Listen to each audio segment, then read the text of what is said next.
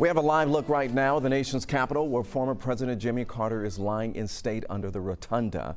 People from all over the country saying their final goodbyes on the National Day of Mourning at his funeral service tomorrow. And 11 Alive co-anchor Faith Jesse joins us live tonight from the nation's capital. So Faith, you have been seeing people paying their respects throughout the night and day.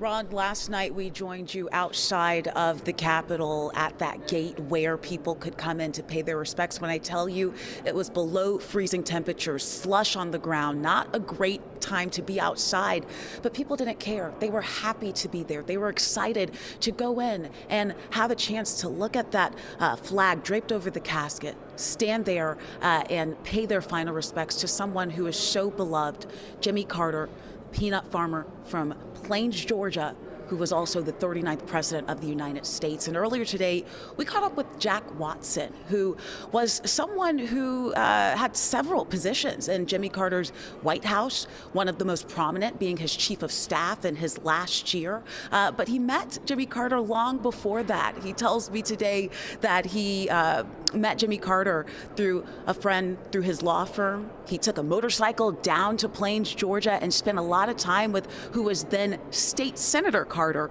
in Georgia.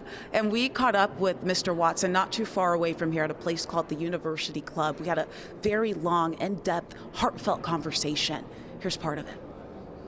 What he's done across the world in terms of dealing with dread diseases, particularly in the continent of Africa, river blindness. And it's amazing. He's virtually eliminated these diseases because he was able, as a former president, to convene almost anyone he wanted to convene to address the problem.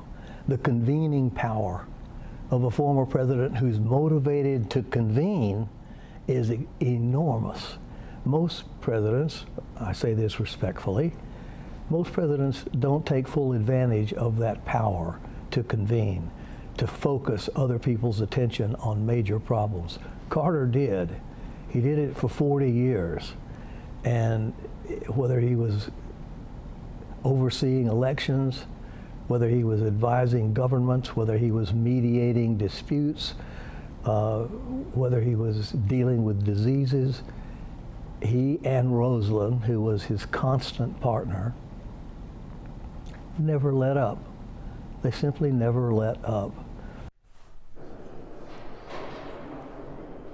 And he has some very fond words to say about Rosalind, who we know was not just a typical first lady. She got to work every single day, just like her husband did when they were here in Washington, and long after that, as we know that they put a lot of work in around the world with their humanitarian work, as well as in Atlanta and the Carter Center.